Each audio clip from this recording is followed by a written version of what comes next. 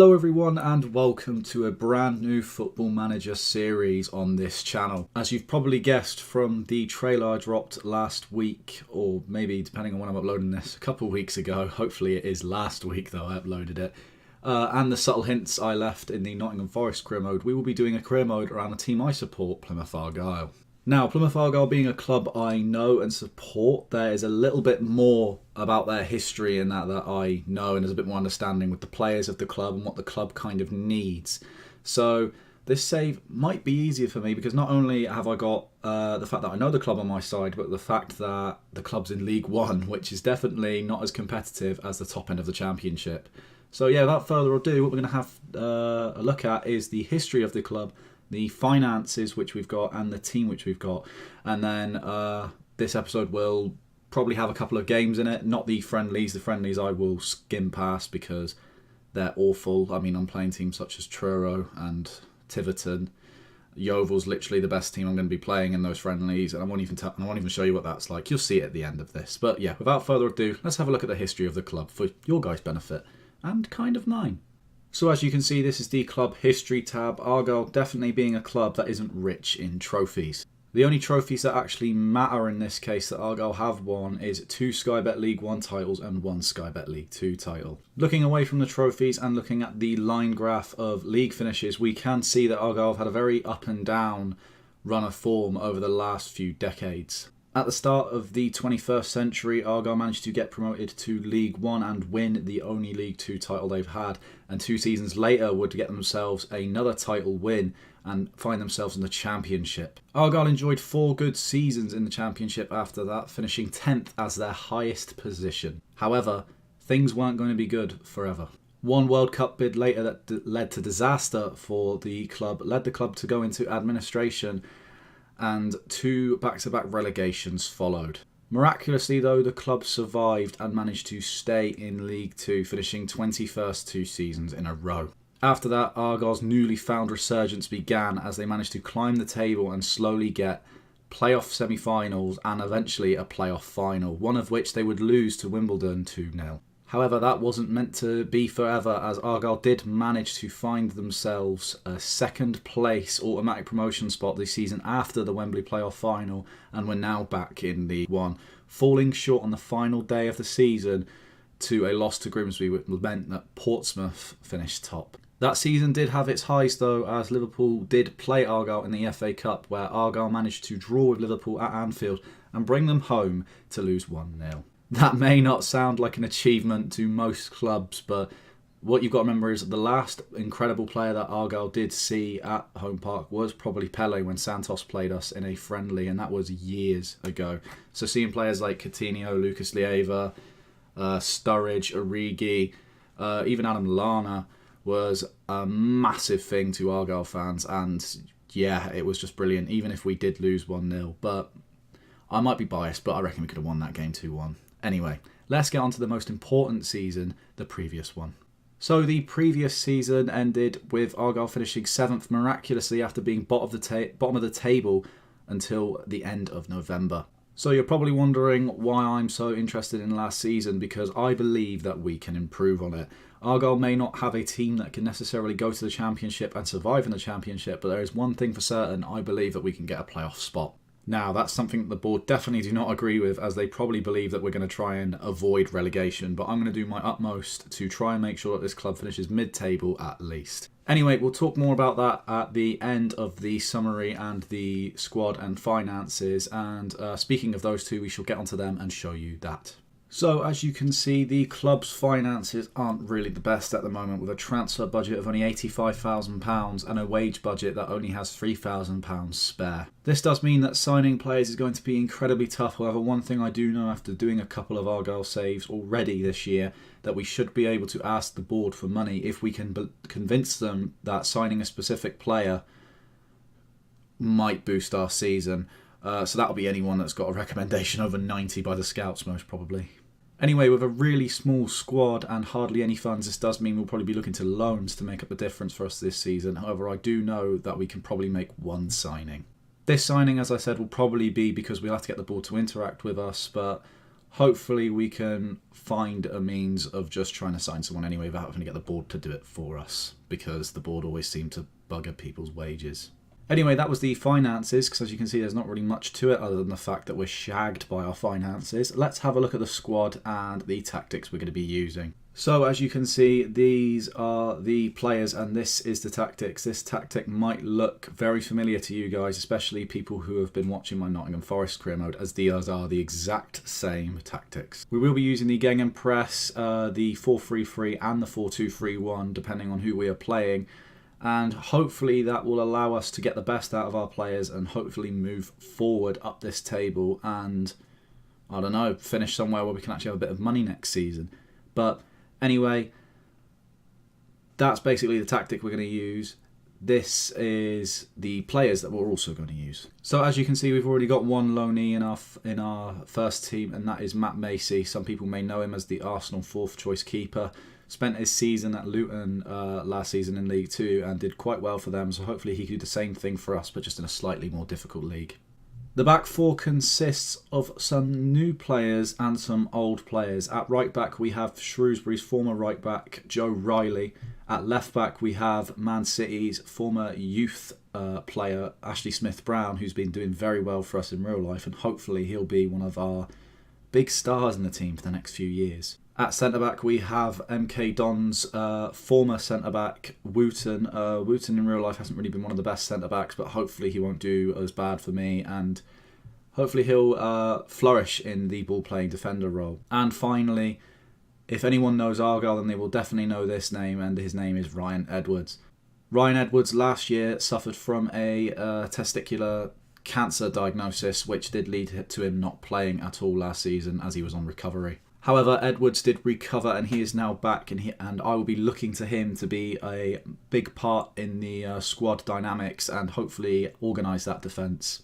Making up the midfield, we have David Fox. David Fox, very old, about 33 now, is probably looking towards the end of his prime, and hopefully we can find a replacement for him, but nonetheless, whilst he's here, we will get the most out of him because he is a fantastic player nonetheless. Making up the two midfield spots will be Connor Grant and Jamie Ness. Connor Grant being a relatively new signing for Argyle. I'm not too sure where he came from, but nonetheless he has been alright for us this season, so hopefully he will continue that for us on here.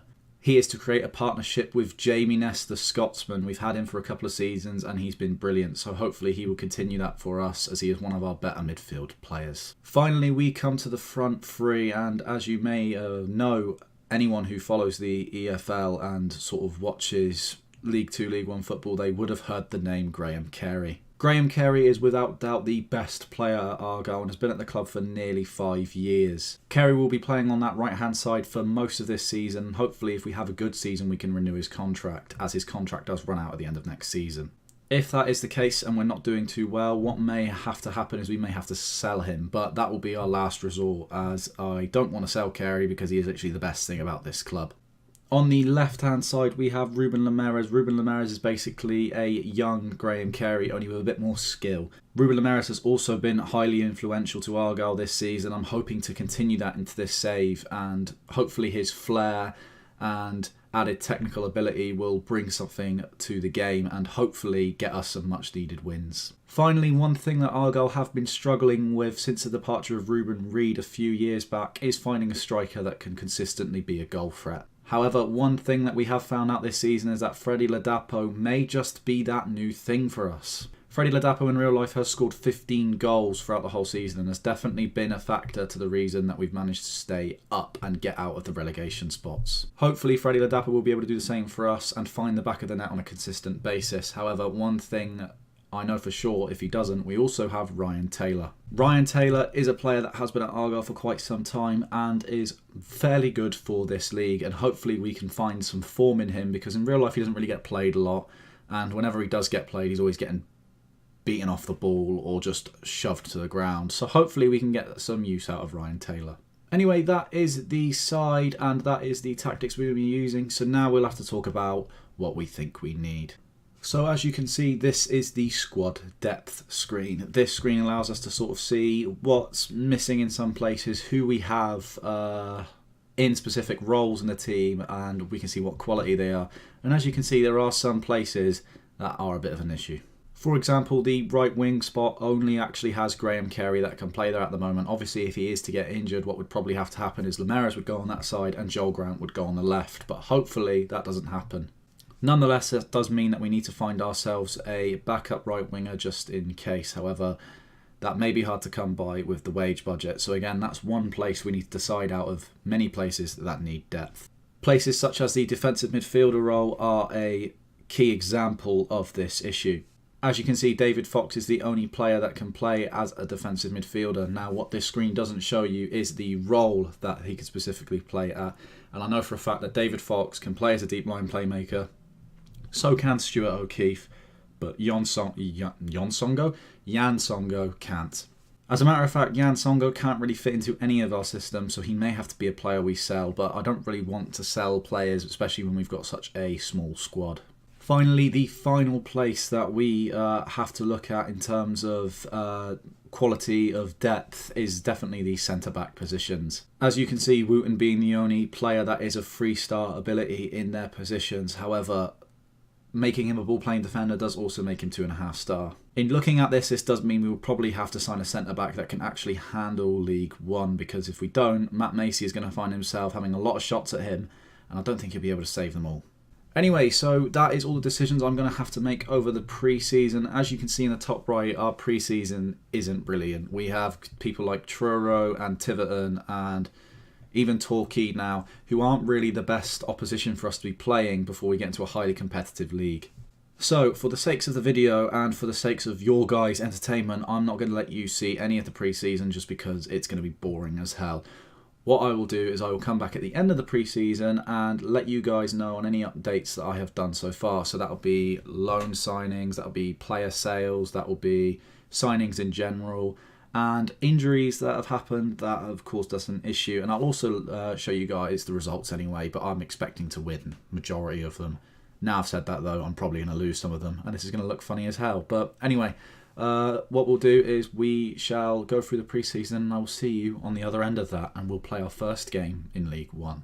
Okay, so here we are at the end of pre-season. As you can already see in the top right, I did smash a couple of teams, but we'll get into that more on the actual fixtures page. So as you can see what I mean by the fact that our friendlies are incredibly easy, with an 8-0 win to Parkway kicking off the pre-season, and then ending the pre-season with a 6-1 win to Tiverton, and then a 4-0 win to Saltash. So yeah, I mean, I somehow managed to lose my under-23 game, but we've come a long way since then. Anyway, in other news, there has been some signings and loans made, so we'll get into that right now. So, as you can see, we have sold 2 players. We have sold Lionel Ainsworth to Ross County for £50,000, and we have sold Jan Songo to Peterborough for £65,000, accumulating to £115,000.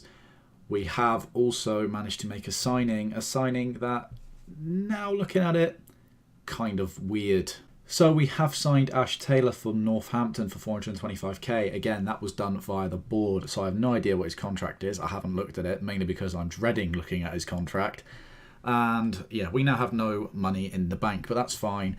We've done what I set out to do, which is to sign someone at the back who was incredibly competent, but we've also made some loans to help him out.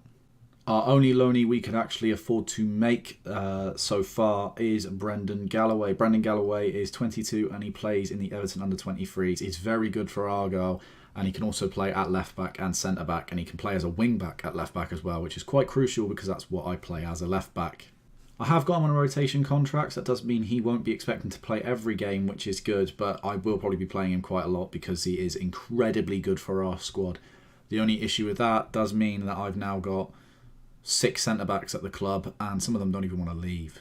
However, that will be a problem that we'll have to sort out for later in the season. We do have the Checkatrade Trophy games, which will require a lot of rotation. We've got the FA Cup and the Carabao Cup games, which will also require rotation. So who knows? Having 6 centre-backs might be key.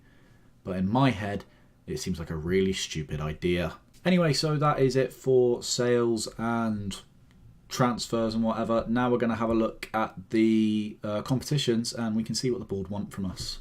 So as you can see, and as I predicted, the board want us to avoid relegation in Sky Bet League 1. I think that should be achievable with who we signed this season. Hopefully, though, we can do much better than just avoiding relegation. They also want us to reach the third round of the FA Cup, which, again, will be probably the toughest thing for us to do depending on who we get. We're also requested to reach the second round of the Carabao Cup, and the first round of that we'll be playing Luton. Luton are a solid side, however, so that might be a tough game for us, but hopefully we can just beat Luton and reach the expectation of the board and do one thing right this season if we fail to do anything else right.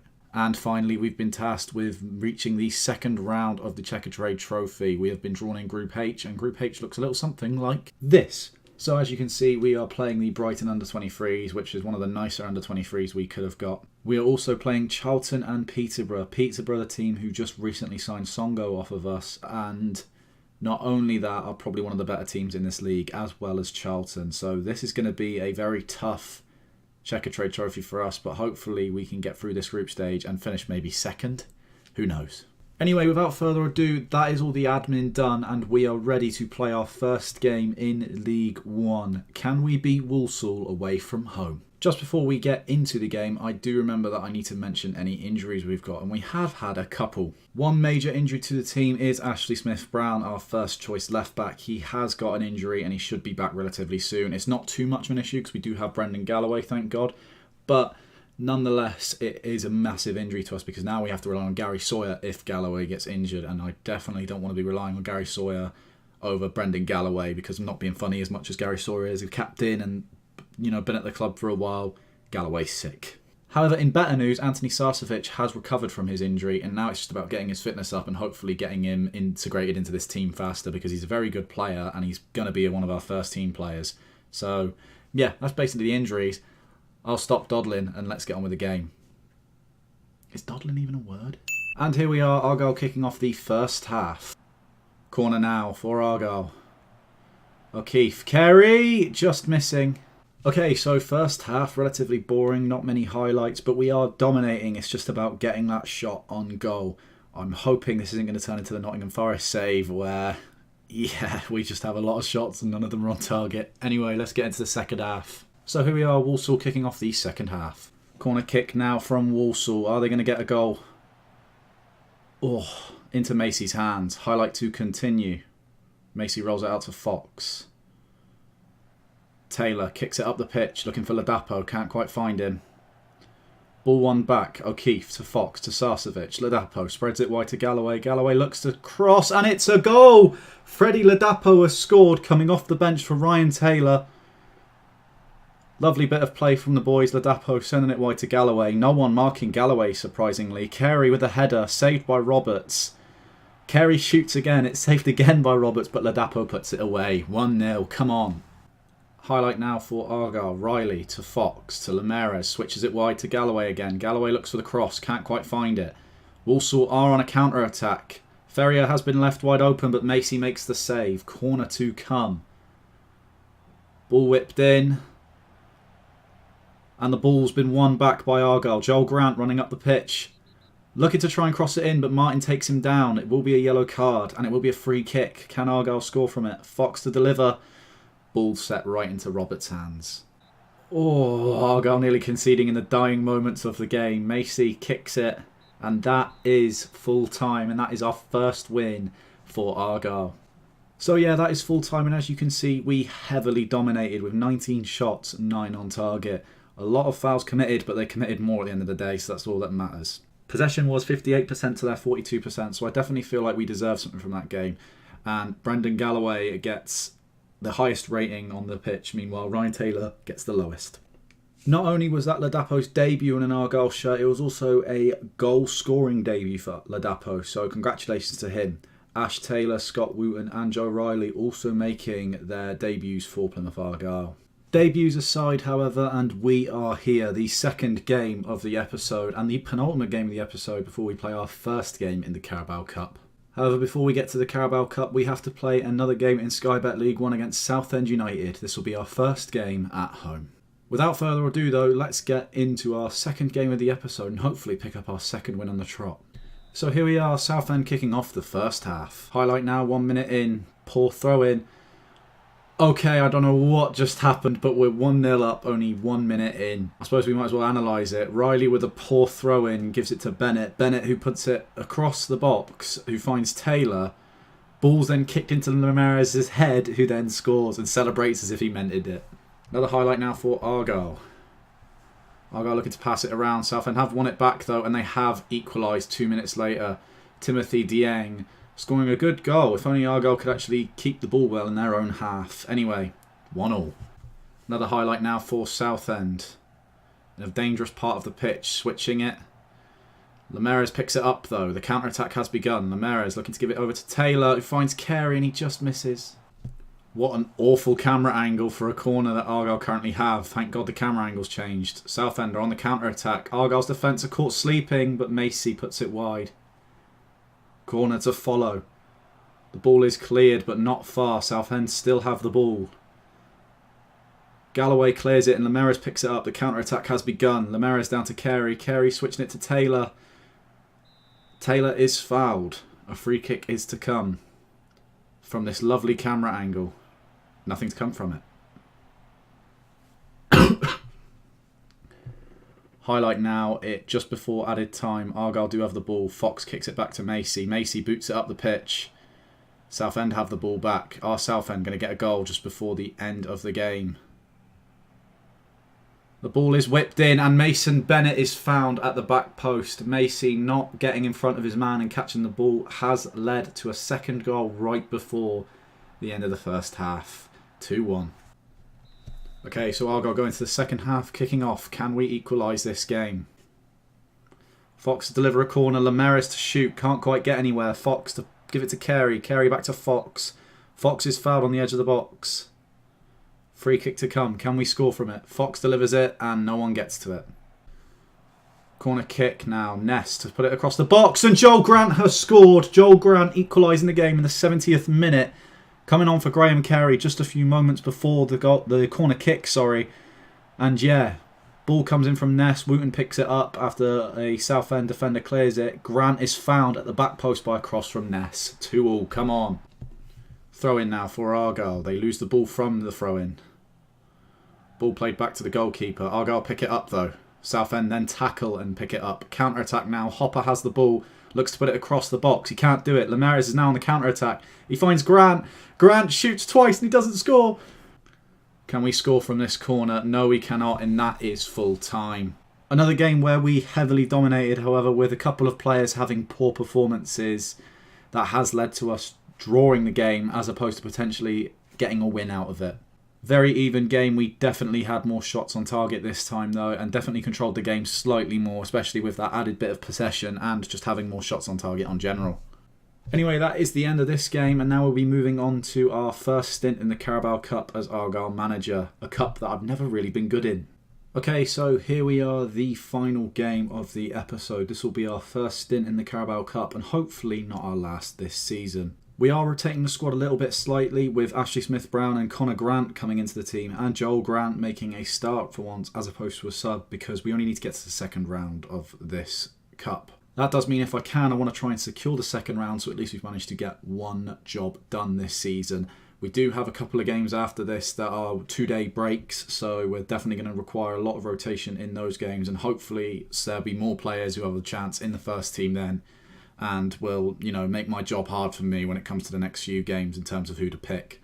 So anyway, we're playing a fairly strong side for this game, and we might be weaker for the next two games. Anyway, though, let's get into the game. Let's hope that we can beat Luton, who are the favourites, and get ourselves into the second round of the Carabao Cup. And here we are, Argyle kicking off the first half. Free kick now from Riley. Ooh, causing some trouble. However, Luton are on the counter-attack. Lua to Cormick leads to a corner. I believe that guy was called Lua. Wilcock puts it in and Collins has scored. An own goal actually from Riley. How disappointing. Highlight now for Luton looking to get a second goal. Just off the kickoff as well. Hilton to Lazaro to Cormick to Willock. Collins shoots. Lazaro picks it back up again. Potts shoots and it's a save by Macy. Throw in now for Argyle. Taylor to O'Keefe to Smith-Brown to O'Keefe to Sarcevic to O'Keefe to Sarcevic to Taylor, and what a goal! Goal on the turn from Ryan Taylor, his first goal of the season. Good assist from Sarcevic. Good passing from O'Keefe and Sarcevic there. Surprised none of those Luton players made the tackle, but Sarcevic rolling it through to Taylor, finds a space and shoots. 1-0, come on. Okay, so that was the first half, and as you can see, it is 1-1. Apart from the own goal from Riley, we really should be winning this game. We've been all over Luton, and hopefully we can go into the second half and continue that form and get a couple more goals. Come on, Argyle. Highlight now, Luton are to have the ball. Are they going to get a goal in this highlight? The ball is over to Lua, and what a fucking goal. Oh my god. Let's watch that again, and I rarely watch goals from opponents. So Lua crosses the ball in, Taylor with an awful clearance, and Lee, first time volley into the top right corner. Could Macy have done something? Who knows, but it's 2-1. Corner now for Argyle. Ness to pick it up. Wild to shoot, and it just goes over the bar. These are the dying lights of the game, and I'm definitely certain we're not going to score, because it always seems to show me the last 30 seconds when nothing happens. Ness to hit it upfield to Dyson. Can I be proved wrong?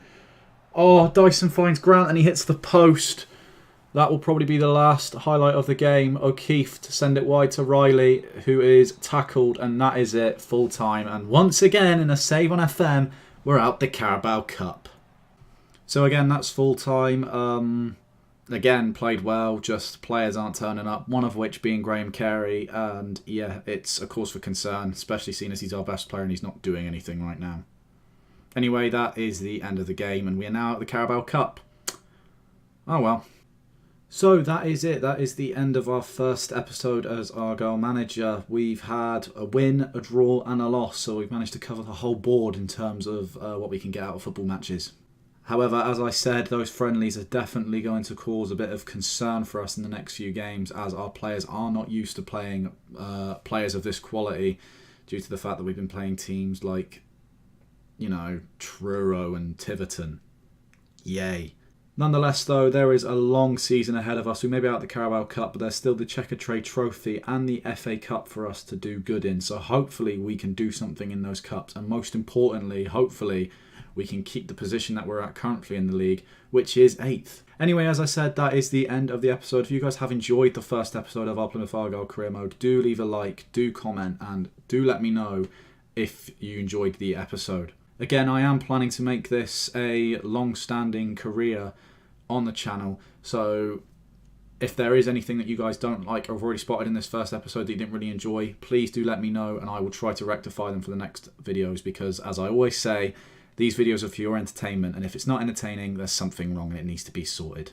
Before I do end the episode, there's one thing I would like to clear up, and that is about the Nottingham Forest save. So for those of you who may be worrying or wondering where the Nottingham Forest save is, and do not worry, I will still be continuing with it. I've just come round to doing the Argyle career mode first, that's all it is. So no one needs to worry, I will still be continuing with it. And hopefully we will continue on from what happened at the end of the season. I won't spoil it for anyone who's watched this and hasn't watched the Nottingham Forest series. Anyway, if you are new to the channel and you haven't seen my Nottingham Forest series, do go watch it. I've already completed one season, so it'd be a nice binge watch for you. The first few episodes are quite long and laborious, but it does get better as it goes on, and there are some great highlights that happen during the season that you don't want to miss out on. Speaking of never missing out on anything, if you do want to subscribe to me to make sure you never miss out on my videos, I'd really appreciate it. We recently just hit 50 subscribers. I know, mad. So many subscribers. Nah, seriously, I do appreciate every single person who has subscribed to me, especially over the last few days. And yeah, I'll tell you what, leave a comment if you have watched this video and tell me what club you support without trying to hate on Plymouth Argyle, please. Anyway, that's it from me, that's it from Argyle, and we shall see you in the next episode where hopefully we can continue with better form. Until then, see you guys in the next episode. Goodbye.